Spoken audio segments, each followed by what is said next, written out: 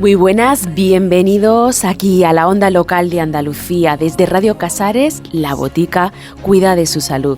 Yo soy la enfermera María Valadez y junto con mi compañero Juan Antonio Gavira les vamos a acompañar estos 50-55 minutos para que aprendan un poco más sobre su cuerpo y así pues puedan mantener un estado óptimo, saludable, que les permita, pues lo que queremos todos, ser felices. ¿Qué pasaría si queremos tomar una taza de café y no somos capaces de coger la taza? ¿Nuestro brazo no nos obedece? ¿Nuestra mano no quiere? ¿O nuestro cerebro no es capaz de mandar la orden? Algo tan automático como coger un objeto se vuelve todo un reto en personas con algún trastorno del movimiento. Hoy en La Botica nos vamos a rodear de los mejores profesionales para conocer mejor este conjunto de enfermedades. En nuestra sección científica hemos invitado a Juan Anaya Ojeda. Él es neurofisioterapeuta y además es patrono de la Fundación AISE. En nuestra sección terapéutica hemos invitado a Modesta Fernández, también es neurofisioterapeuta y también es patrona de la Fundación de AISE. Y en nuestra sección social entrevistaremos a Encarni Anaya. Ella es la presidenta de esta fundación y nos hablará pues del maravilloso trabajo, valiosísimo, necesario, que se realiza en esta fundación para las personas que tienen algún tipo de trastorno del movimiento. Acabaremos, como siempre, por nuestro repaso por noticias de salud y ciencia. Así que ahora pónganse cómodos, que La Botica hoy trabaja los trastornos del movimiento.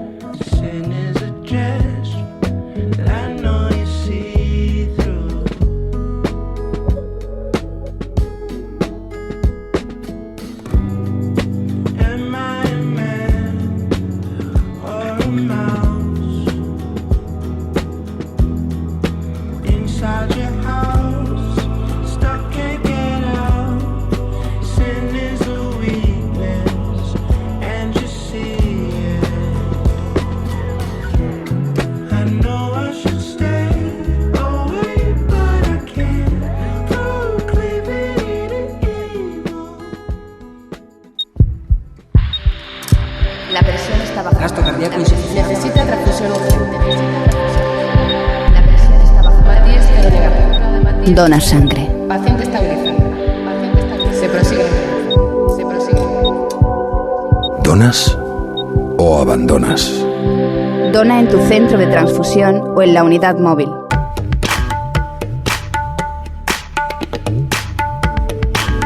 Comenzamos nuestra botica de hoy para conocer mejor los trastornos del movimiento y como siempre nos rodeamos de los mejores profesionales. Hoy hemos invitado a Juan Anaya Ojeda. Él es neurofisioterapeuta y además es patrono de la Fundación AISE. Muy buenos días, Juan. ¿Qué tal? ¿Cómo estás? Hola, buenos días. Muchas gracias por la invitación. Aquí empezando esta mañana fresquita aquí en Granada. Sí. Y encantado de hablar con vosotros. Un placer recibirte. Cuéntanos un poco, cuando hablamos de trastornos del movimiento, ¿a qué nos estamos refiriendo?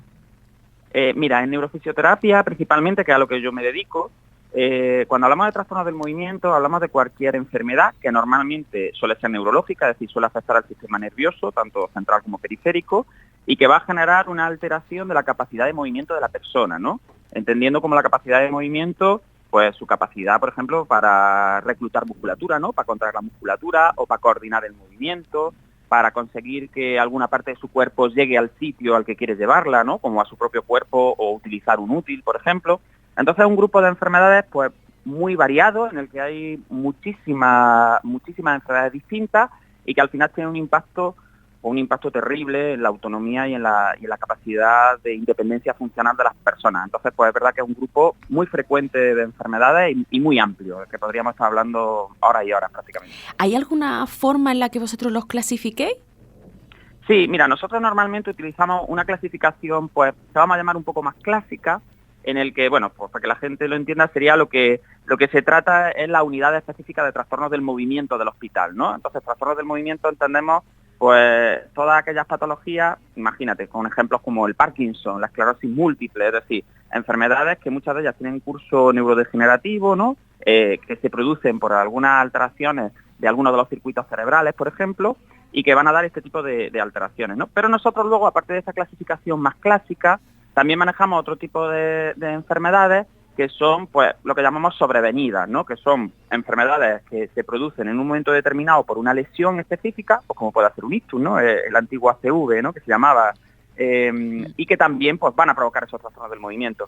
Y luego también, pues, diferenciamos mucho entre población adulta y población también infantil, ¿no? Porque no tiene nada que ver un trastorno del movimiento que aparece en la edad adulta, cuando la persona ya ha tenido un aprendizaje y ha adquirido las capacidades de movimiento, ¿no? Y ya ha superado la adolescencia, que una persona que nace ya con un trastorno del movimiento, entonces como que la evolución, el pronóstico y el tratamiento son completamente distintos. Entonces, pues bueno, una primera clasificación así básica sería eso, diferenciaríamos entre sobrevenidas, que es cuando pasa algo de golpe, enfermedades neurodegenerativas, que son enfermedades que, bueno, pues que aparecen ya casi siempre en la adultez y que van a tener un curso en el que poco a poco se van perdiendo capacidad de movimiento, y luego diferenciar muy bien entre población adulta e infantil, pues porque no tiene nada que ver ni el pronóstico, ni la evolución, ni el tratamiento.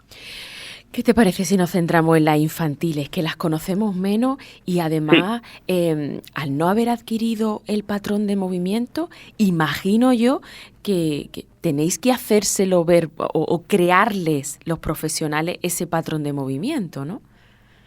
Bueno, en el caso de infantil, la verdad que el paradigma ha cambiado mucho. Hasta hace poco entendíamos los trastornos del movimiento en infantil como una especie de alteración de la normalidad, para que nos entendamos, ¿no? Y entonces comparábamos mucho a los niños y a las niñas que tenían estas patologías con la población que no tenía patología, ¿no? Y entonces decíamos, bueno, pues imagínate, una niña se supone que con tal edad debe hacer estas cosas y no las hace. Entonces como que nuestro trabajo era intentar acercar ese patrón de movimiento a lo que llamábamos la normalidad o el patrón lo más frecuente, ¿no? de desarrollo. Sin embargo, actualmente, con el avance de la neurociencia, nos hemos dado cuenta que cuando una persona nace con un trastorno del movimiento o lo tiene en las primeras etapas de la vida, su forma de moverse no va a ser nunca equiparable a la de una persona que no ha tenido esa lesión. Entonces lo que nos dedicamos es más como a potenciar las capacidades que tiene esa persona, a analizar qué estrategias pone en marcha para moverse, para poder tener una participación plena en sus actividades, pues, significativas, ¿no? En el juego, en ir a clase, en lo que al chiquillo le guste, y nos dedicamos mucho no tanto a normalizar o enseñar patrones de movimiento que sean los canónicos, ¿no? Los ideales, sino a adaptar la vida de esa persona para que pueda hacer una vida lo más plena posible con sus características propias, porque al final ha nacido así o lo adquirió en las primeras fases de la vida y tenemos que respetar también esa forma de funcionamiento. Eso te iba a preguntar, ¿qué puede causar que en la infancia se produzca un trastorno del movimiento? ¿Cuál es la causa, si es que hay causas más frecuentes? Pues mira, pueden ser varias causas.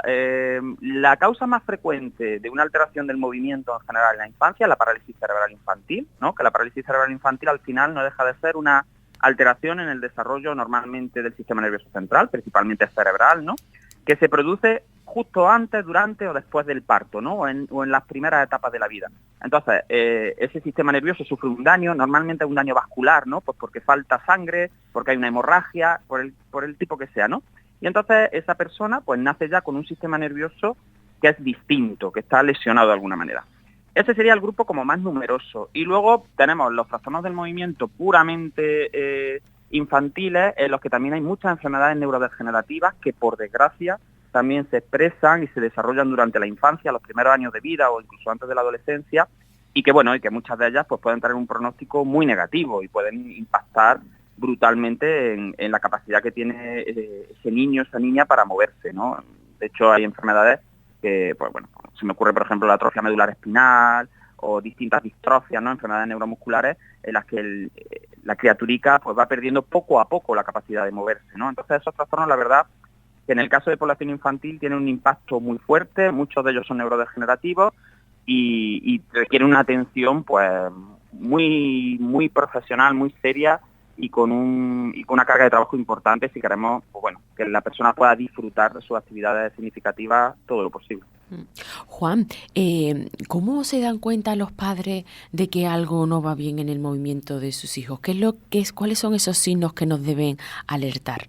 Pues mira, normalmente es verdad que por suerte los chiquillos y las chiquillas tienen como muchas revisiones, ¿no? Sabemos lo típico, ¿no? Que dicen, la consulta del niño sano, ¿no?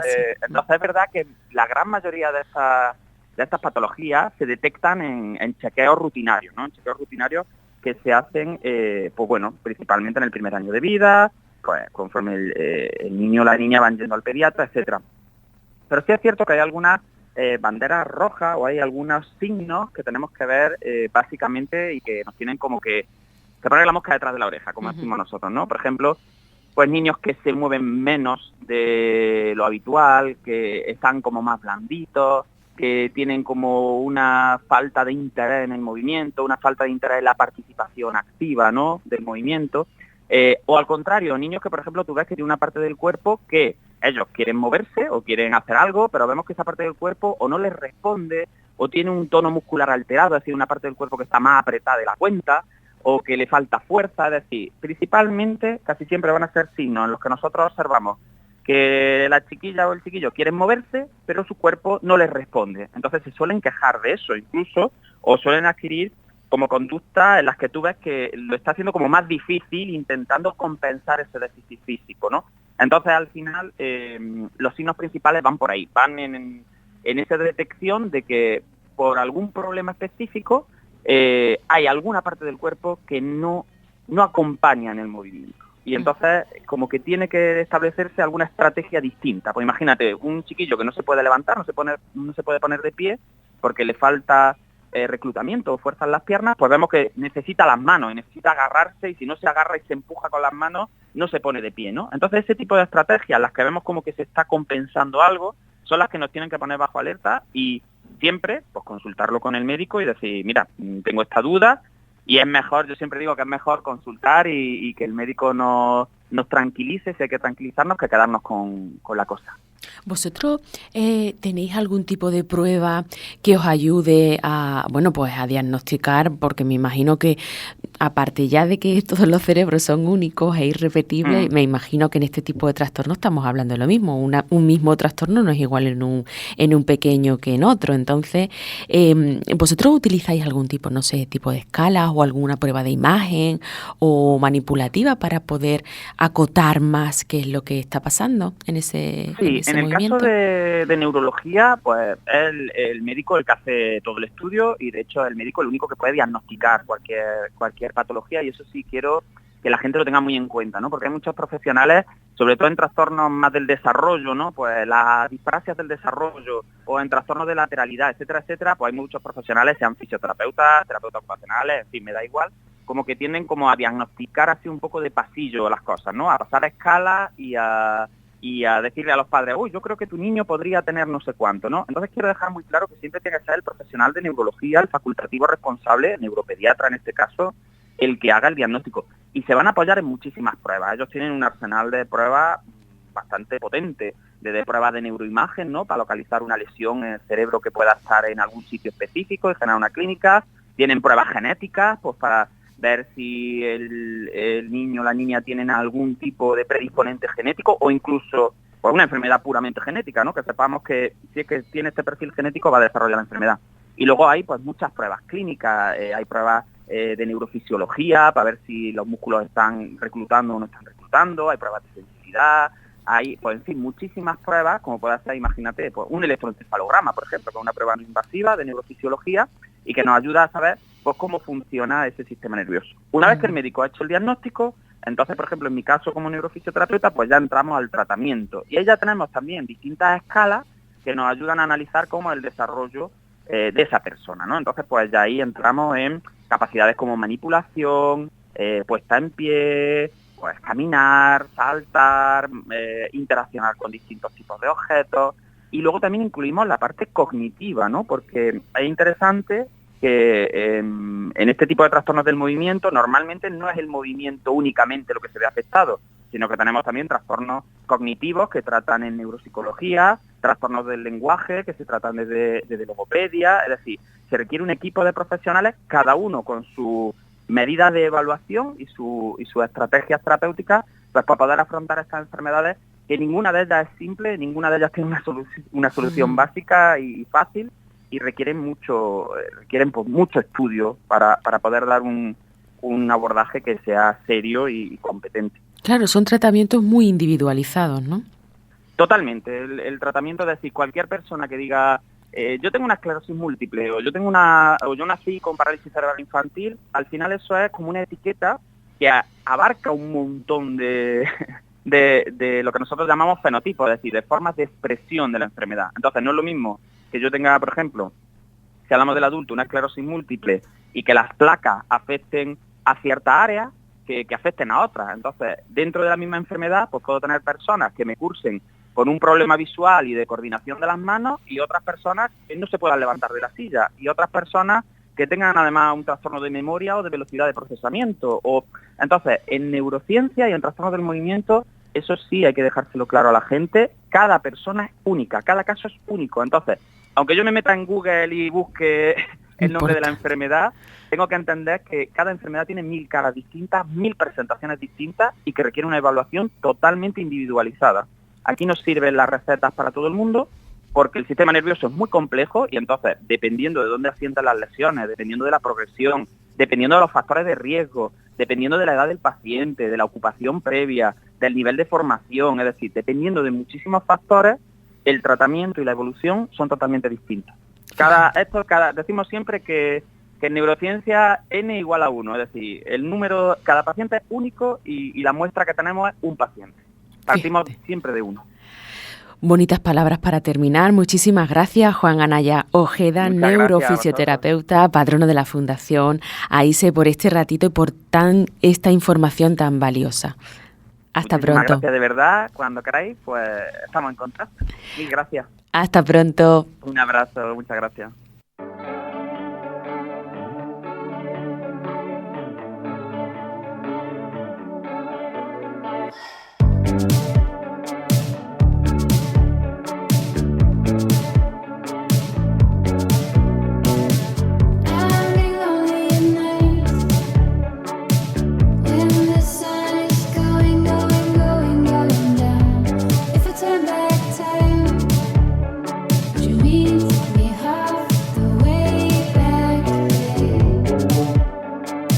Something's hard to forget.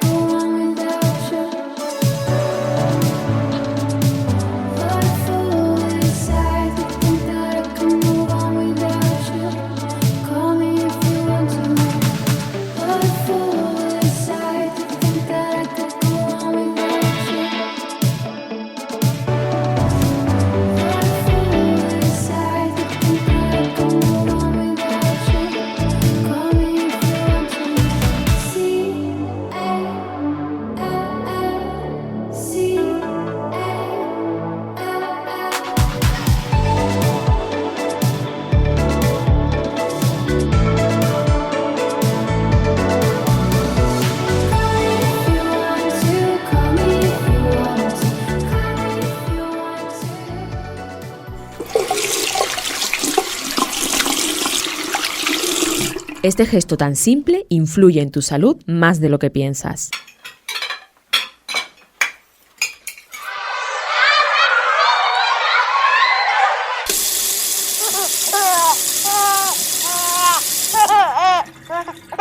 Lávate las manos y haz que los tuyos también lo hagan. Campaña de prevención de infecciones a través del lavado de manos.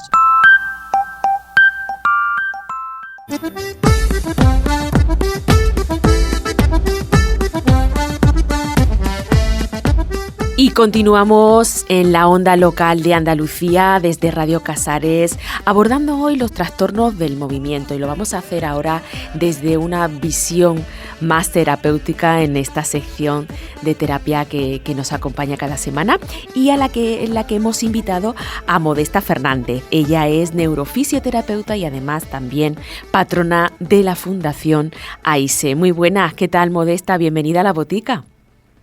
Hola, muy buenas tardes, muchísimas gracias por la invitación. Bueno, pues un placer tenerte. Primero, antes de empezar a hablar de tu trabajo, háblanos de esa disciplina. ¿Qué es la neurofisioterapia? Muy bien, pues mira, la fisioterapia podríamos definirla como la ciencia del movimiento, ¿vale? Entonces, a raíz de aquí, nosotros con nuestra terapia física, terapia manual, hacemos que pues, las lesiones que tiene el paciente pues podamos incidir sobre ellas en su recuperación. Entonces, en nuestro caso, que somos fisioterapeutas que nos dedicamos de forma especializada en el paciente neurológico, vamos a tener una serie de lesiones que presentan pues, a tener lesionadas algunas partes del cerebro. Y aquí lo que nos enfocamos como fisioterapeutas es hacer de guía de ese paciente para que vuelva a recuperar funciones que con esta lesión ha perdido, como reaprender las funciones. Uh-huh. Las funciones del movimiento, como puede ser cosas como sentarse solo o levantarse o ponerse de pie, caminar, ¿vale? Cuando hay una lesión neurológica, pues todo este tipo de movimientos que nos resultan tan naturales a lo largo de nuestro día a día, cuando hay una lesión, pues pasa por un proceso hospitalario y entonces pues los músculos se debilitan y tenemos que guiarlos hacia el movimiento, de nuevo un movimiento activo y autónomo por parte del paciente. Uh-huh. ¿Y eso cómo se hace? Cuéntanos un poco, bueno, pues porque mira, tú lo cuentas muy bien y dices, qué sencillo, pero sí. Ya hemos estado hablando con Juan. Pues si tú piensas en un fisioterapeuta, siempre piensas que tienes al paciente tumbado en la camilla y que tú le aplicas pues ciertos movimientos, ciertas técnicas que le mueven la pierna para arriba y para abajo, y no, en fisioterapia neurológica no hacemos nada de eso porque al final, pues si está el paciente tumbado, como que las neuronas no están trabajando, ¿no? Se lo estamos haciendo nosotros, el ejercicio al paciente. Entonces nosotros lo que le pedimos al paciente son tareas. O por ejemplo, si tienen problemas de equilibrio, pues los llevamos a situaciones, por ejemplo, de pie o en una superficie inestable, en la que le pidamos al paciente que se equilibre a él mismo, que se autogestione. Y al final, pues para este tipo de cosas, como tienen problemas de que a lo mejor las piernas no les sujetan bien y se caen y tal, tienen miedo, pues nosotros estamos ahí al lado pues para proponerle tareas, ayudarlos, guiarlos, para que poquito a poco vayan haciendo cosas más difíciles si se puede. En otros casos no se podrán hacer cosas más difíciles, tenemos que acompañándolos porque hay algunas patologías que no evolucionan en positivo o que llegan a un tope y ya hay que mantenerlas. Entonces sería toda esta parte del trabajo activo por parte del paciente pues para los problemas que tengan y trabajando sobre ellos para que den su máximo. O sea, que les proponéis retos, ¿no? Que les proponéis retos, aquello que más les cuesta, pues aquello, vais a por eso, ¿no? A intentar que... Sí, efectivamente, claro, no se cambia toda la visión de que sea algo pasivo que nosotros le hacemos, sino pues que ellos, por ejemplo, los echamos al suelo para que con colchonetas, para que puedan hacer ejercicios, que trabajen la musculatura pues que ha sido afectada, tengan estrategias para levantarse del suelo, incluso les enseñamos a caerse, que se puedan volver a levantar, y nosotros como estando al lado, siempre estando pendientes de que no se hagan daño, pero que ellos autogestionen, por ejemplo, esa caída y luego sean capaces de volver a subir, a sentarse, porque posiblemente con la aceptación que te haya quedado, pues son muy probables las caídas en algunas lesiones. Entonces, pues tienes también que tener recursos para poder, ante cualquier situación que te suceda en tu vida diaria, pues con el máximo de movimiento que puedas tener, salir de ello. O sea que vuestras sesiones serán en un gimnasio, en una Sí. sala amplia, llena de...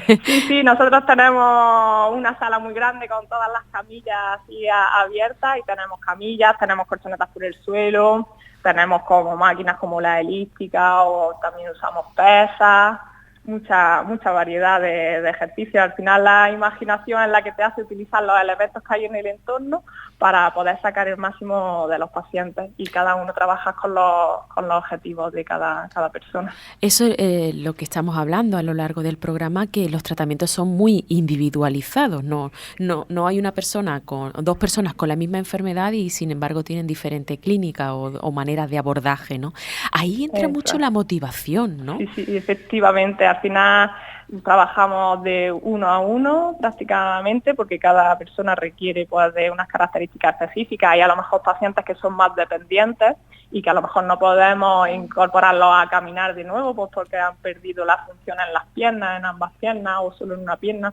Entonces, con ese tipo de pacientes pues tenemos otros enfoques de mantenimiento de toda la musculatura, de trabajar por encima de la lesión. Pues por ejemplo, si no puede mover las piernas, pues con las piernas hacemos un trabajo estructural para que las piernas no se deformen, pero luego, por ejemplo, la parte de arriba del cuerpo, los brazos, el tronco, todo eso, intentamos como fortalecerlo muchísimo para que ellos sean independientes, por ejemplo, a la hora de manejar una silla de ruedas, porque ya no va a poder caminar, pero sí que se puede hacer vida y tener calidad de vida con una silla de ruedas. Uh-huh. ¿En qué consiste una sesión, por ejemplo, vuestra? ¿Tiene un tiempo determinado? ¿Tiene una frecuencia determinada? ¿O también depende de cada persona que os llega? Sí, pues nosotros aquí en la Fundación AICE tenemos las sesiones de terapia de 45 minutos. Y ya dependiendo de la patología del paciente, y dependiendo también de si está en un estadio agudo, siempre lo más recomendable es hacer una alta intensidad de trabajo. Entonces se recomienda mínimo los 5 días a la semana, incluso los 45 minutos de terapia. Pues imagínate, en un día de 24 horas, estás 45 minutos moviéndote, es muy poquito. Entonces sí que se recomienda mucho más intensidad de trabajo. Nosotros también, como tenemos el equipo transdisciplinar en el que están terapeutas ocupacionales, neuropsicología y logopedia, al final el paciente presenta distintas alteraciones que hay que abordar desde las distintas disciplinas.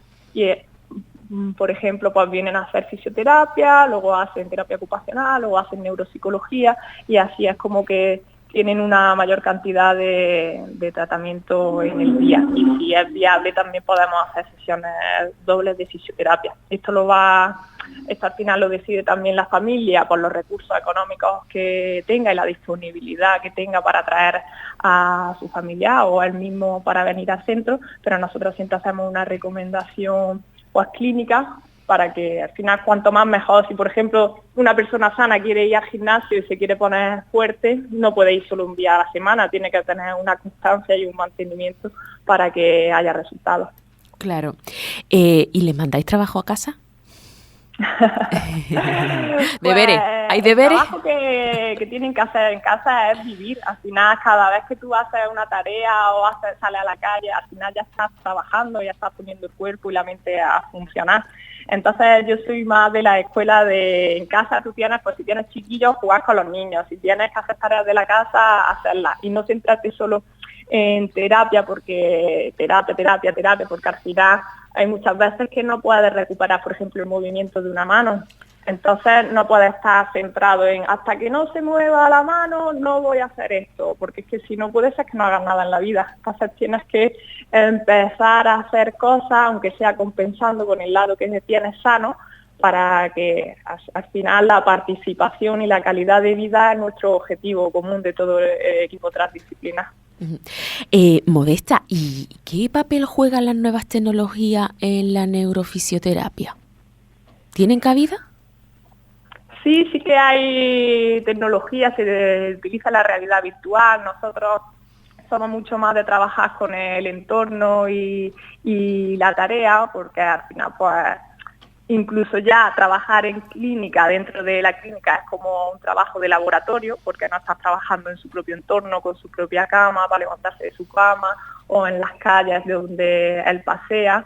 Entonces nosotros como que no entramos a esa realidad virtual, porque como creemos que es más laboratorio, todavía nos gusta ir como al entorno para que se genere esa transferencia de lo que aprende, pueda luego hacerlo en su vida diaria. Y nosotros por ejemplo, con la realidad virtual no estamos trabajando con ella. Ahora sí que estamos pendientes, por ejemplo, de un robot de marcha que nos gustaría traer para la fundación para que se beneficiasen los pacientes, y ahí sí que pues, la tecnología es muy importante, porque te puede permitir que un paciente que no puede mover las piernas, pues a través de este aparato pueda dar como unos ciclos de la marcha, aunque sea en un tapiz rodante, pero ya el paciente siente esa sensación de estar de pie, y para la estructura y la circulación y todo le viene estupendo. Entonces a lo mejor sin robots pues no tenemos esa capacidad de poner a un paciente de pie y caminar.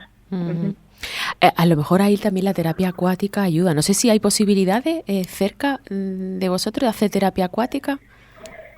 Sí, aquí cerca por los alrededores de nuestro centro sí que hay terapias acuáticas, hacen rehabilitación en terapia, y la verdad que viene estupendamente para las patologías neurológicas en las que a lo mejor tú fuera del agua no puedes moverte bien, pero una vez dentro del agua, al cambiar las condiciones físicas pues, de la gravedad, por ejemplo, pues sí que eres mucho más móvil, ¿no? Por ejemplo, te puedes desplazar de una manera más fluida, puedes moverte mejor que fuera, así que sí que está recomendado. Nosotros no tenemos ningún terapeuta ahora mismo trabajando en este ámbito, pero siempre que podemos lo recomendamos para que se acerquen a los sitios donde tienen terapia acuática.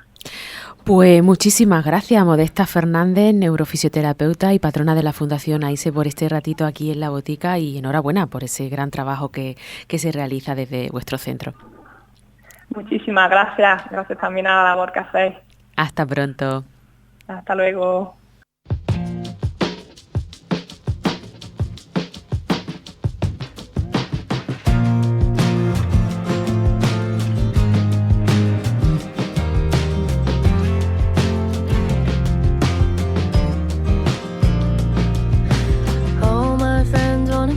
And I love them like a fool. It's the only thing I can do. I can't explain it to you, even though I've tried. Every year it gets a mile wider, and you're smarter than the rest. No, I could never tell you best, but all I know that we don't know. And I get in trouble too. I tell my stories till I'm blue, and I forget that I forget them.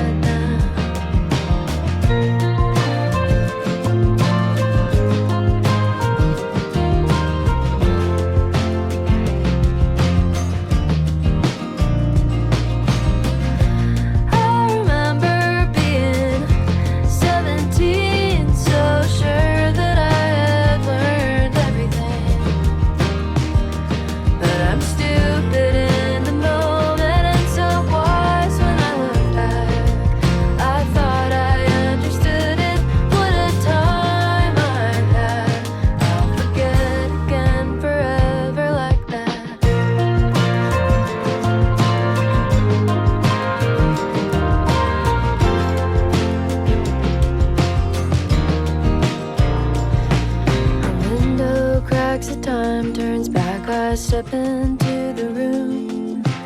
It's the only thing I can do. A big wave sinks me while I'm blinking. My boat won't return, yelling after it until I realize it's none of my concern. While it's good to get a grip, it's better to let go of it. There's enough of you to hold on to.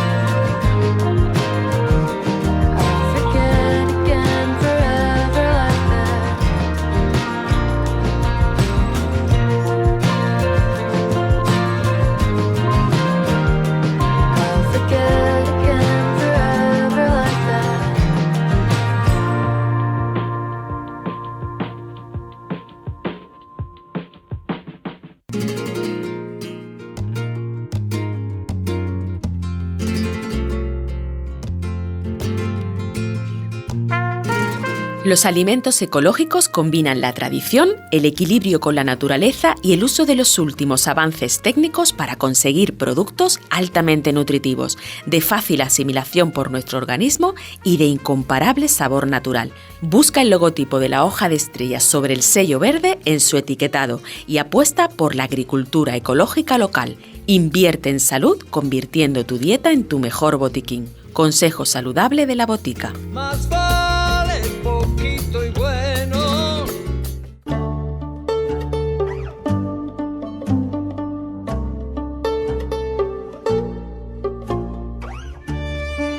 Y están ustedes en la onda local de Andalucía, desde Radio Casares, este capítulo de La Botica, ya saben, el programa de salud que les cuida, que intenta que aprendan formas y diferentes herramientas para mantener la salud. Y hoy el capítulo se lo estamos dedicando a los trastornos del movimiento. Y como ya saben, en nuestra sección social, pues conocemos a personas maravillosas que hacen, que hacen de las enfermedades, pues que sean un poquito menos latosas, que la mochila pese un poquito menos y que acompañan a muchas familias en este caso y a muchas personas que tienen dificultades o que tienen algún trastorno del movimiento. Tenemos el placer de tener en la botica hoy a Encarni Anaya. Ella es la presidenta de la Fundación AISE. ¿Qué tal, Encarni? Bienvenida a la botica. ¿Cómo estás? Hola, buenos días, María. Pues la verdad que muy bien, encantada de estar aquí con vosotros y de dar a conocer la fundación y el proyecto tan bonito, ¿no?, que contempla. Además, porque ¿sabes qué pasa? Que nadie llama a las entidades sociales para preguntarle, oye, ¿qué tal os va? No, aquí te llaman cuando tienen un problema y sí, solamente os conocen las personas del entorno de que tienen algún problema, en este caso de trastorno del movimiento, ¿verdad que sí? Efectivamente, al final, ¿no?, nosotros construimos un proyecto social pues para que pueda tener acceso, ¿no?, a tratamiento pues cualquier persona, independientemente de los rendimientos económicos que perciba, ¿no?, y de su economía.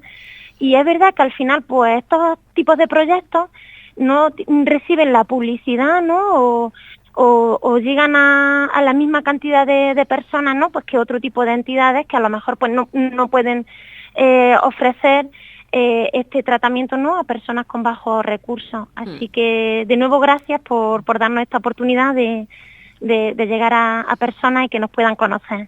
Encarni, ¿quiénes sois las personas que formáis parte de esta fundación?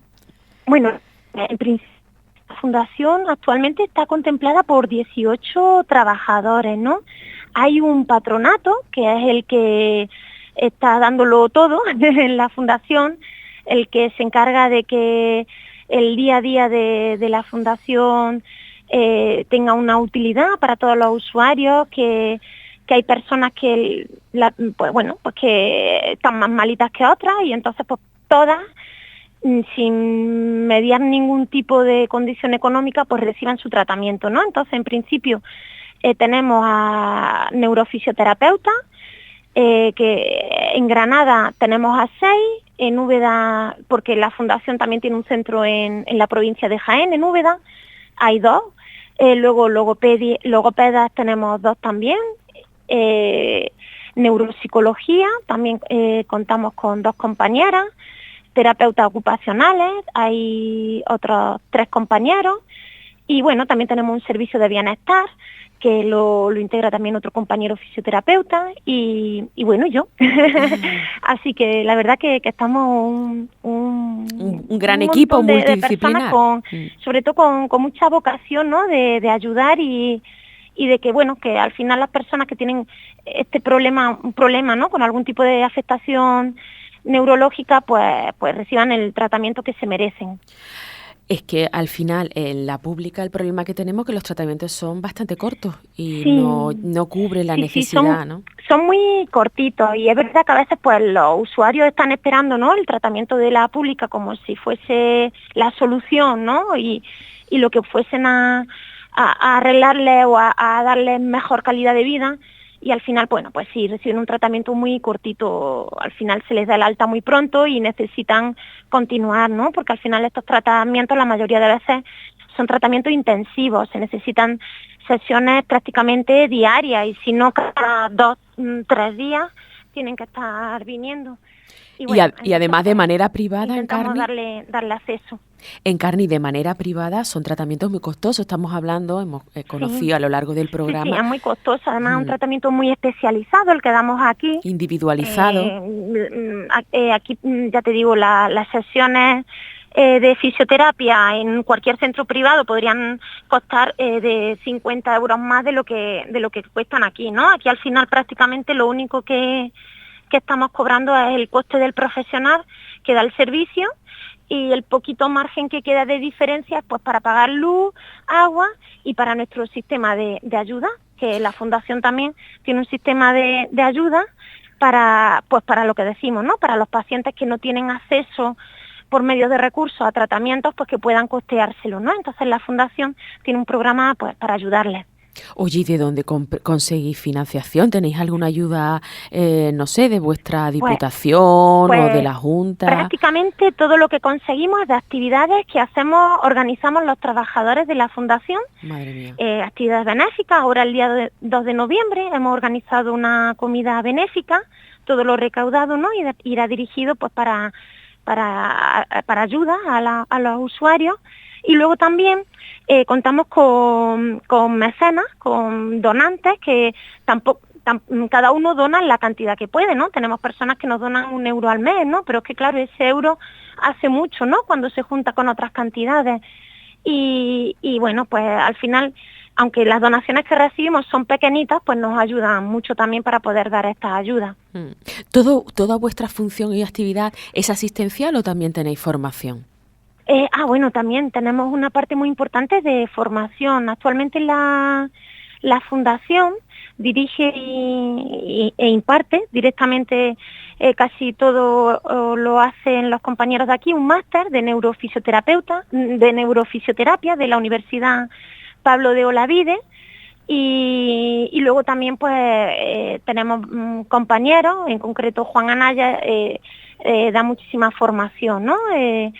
También se lo llaman de muchos sitios, ¿no? Y al final es ya un referente, ¿no? Y la verdad que estamos muy dedicados a la formación, ¿no? A que se conozca también esta parte, porque es verdad que la fisioterapia abarca muchas áreas, ¿no? Y el área de la neuro pues necesita también mucho reconocimiento. Así es. Oye, ¿y cómo se ponen de acuerdo 18 profesionales para crear un pedazo de proyecto tan específico, tan valioso y tan necesario como esto?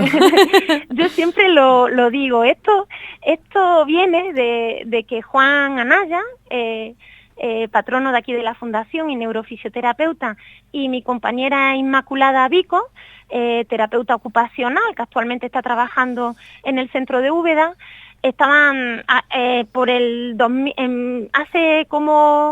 el 2011 decidieron dejar la clínica privada en la que estaban trabajando, ofreciendo el servicio de neurofisioterapia y terapia ocupacional, porque se les quedaban muchos pacientes a medias porque no podían pagar el tratamiento. Ay, qué pena. Claro, al final solamente se podían tratar los pacientes que tenían recursos. Entonces ellos un poco, por decirlo de alguna manera, frustrados con esa situación, decidieron crear una cooperativa sin ánimo de lucro a finales del 2012 y bueno, y ya pues de ahí ese proyecto empezó a crecer porque el tratamiento, la verdad, no es solamente la calidad del tratamiento que dan, sino también, aunque lo diga yo, lo magníficas personas que son, pues han hecho que el proyecto vaya creciendo y que en el 2018 nos hiciéramos fundación para poder llegar a tener más recursos, poder solicitar más ayuda y subvenciones que desde la cooperativa se nos quedaba pequeña, ¿no? Por decirlo de alguna manera, para llegar a diferentes entidades. Y bueno, se creó la fundación y la verdad que está teniendo un crecimiento bastante grande. Recordemos que la fundación se llama AISE, Acción, corrígeme si me equivoco, Sí. Acción Integral Sanitaria, Social y Educativa. Exacto, perfecto. Así es. Totalmente El nombre integral. es un poco complicado, pero engloba todo lo que somos. Eso es lo que sois vosotros y lo que es el ser humano, porque al final la atención Sí. es integral, porque sois un Sí. equipo multidisciplinar que abarca todas las esferas del ser humano para poder hacer un tratamiento, individualizado, integral, Eso. y que realmente Eso. consiga pues eso, potenciar las capacidades que tiene cada persona única para poder desarrollarse y poder ser lo más autónoma posible, ¿verdad que sí? Eso es lo que pretendemos. El foco siempre en la persona y en el paciente y en que pueda tener el tratamiento que se merece siempre. Es lo que nos mueve aquí.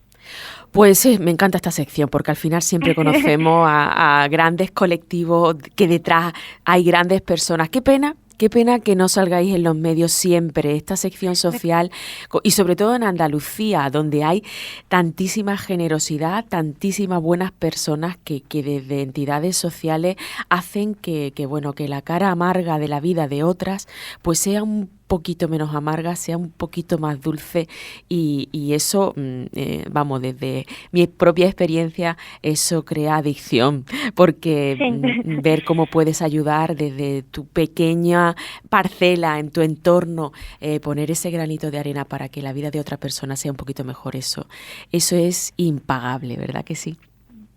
Pues muchísimas gracias, María, ¿eh? La verdad que sí. Nosotros desde aquí seguiremos poniendo también nuestro grano de arena para que el proyecto se vaya conociendo y en Andalucía, pues las personas que nos necesiten sepan que estamos aquí. Encarni Anaya, presidenta de la Fundación AISE, mil gracias y gracias sobre todo por existir. Gracias a vosotros siempre. Hasta Un abrazo. pronto.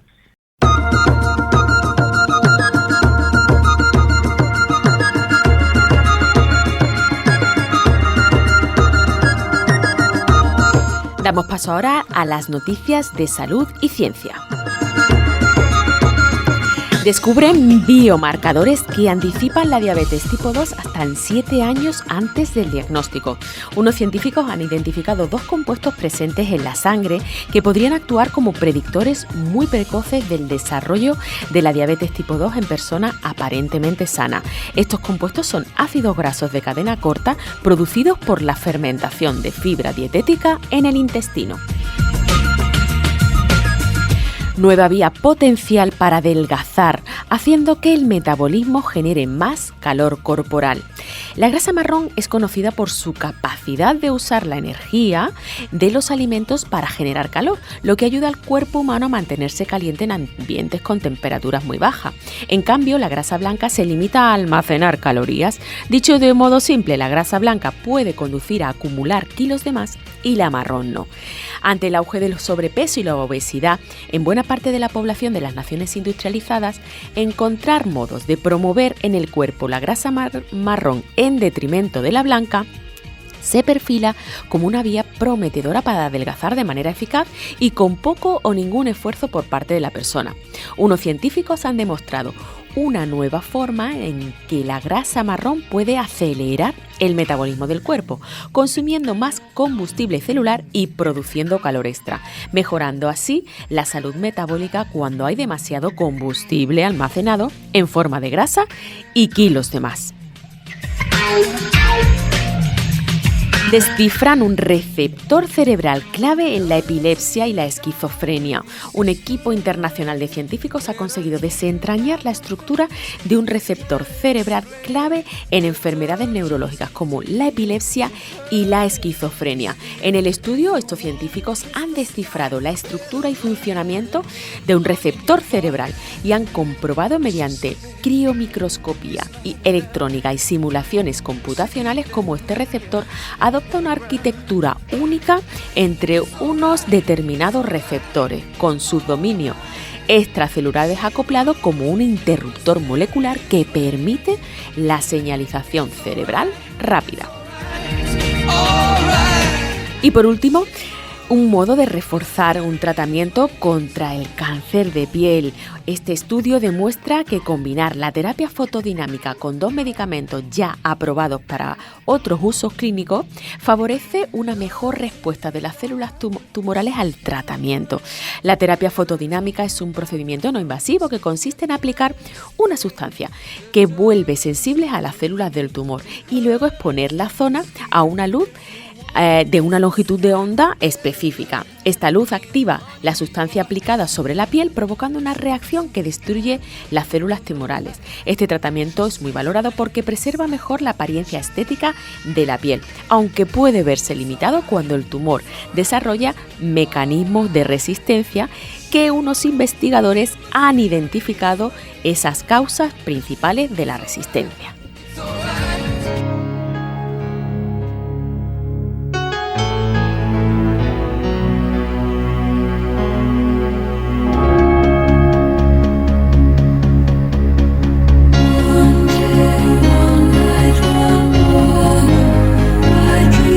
Y hasta aquí nuestra botica de hoy. Esperamos haberles ayudado a comprender mejor los trastornos del movimiento, haberse puesto en la piel de esas personas que no pueden hacer acciones tan sencillas como levantarse por la mañana, bostezar o coger una taza de café y tomárselo. Esperamos que sigan existiendo grandes personas que desde las entidades sociales les ayudan en todo lo posible para mejorar su calidad de vida.